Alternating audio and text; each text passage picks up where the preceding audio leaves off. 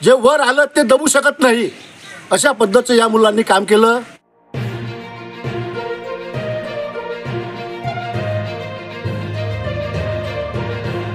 घरकुल स्वच्छ भारत मिशन योजनेअंतर्गत झालेल्या भ्रष्टाचाराची चौकशी व्हावी या मागणीसाठी माजी जिल्हा परिषद सदस्य अशोक धनजोडे यांचे उपोषण ग्रामपंचायत तळेगाव दशासर पंचायत समिती धामणगाव रेल्वे अंतर्गत घरकुल सिंचन विहीर आणि स्वच्छ भारत मिशन टप्पा एक अंतर्गत झालेल्या कामाचे फिजिकल आणि स्ट्रक्चरल ऑडिट करावे मागणीसाठी माजी जिल्हा परिषद सदस्य अशोक धनजोडे यांनी तळेगाव येथे उपोषण मांडले आहे।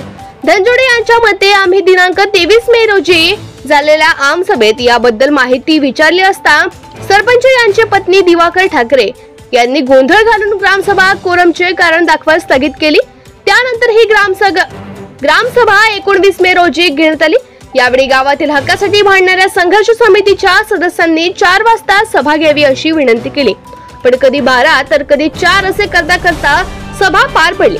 यानंतर संघर्ष समितीच्या सदस्य स्मशानभूमीचे काम पाहण्यासाठी ग्रामसेवक यांना सदर ठिकाणी घेऊन गेले।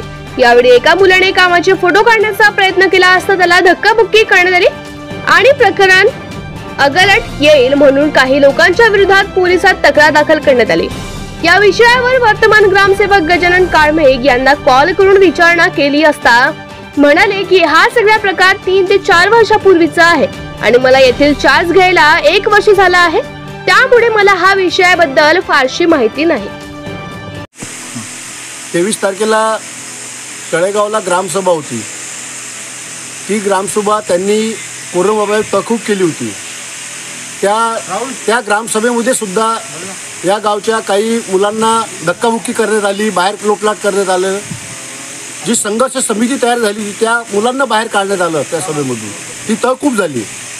तहकूब सभा झाल्यानंतर या गावच्या मुलांनी ग्रामसेवकाला पत्र दिलं की आम्हाला गावासाठी ग्रामसभा पाहिजे।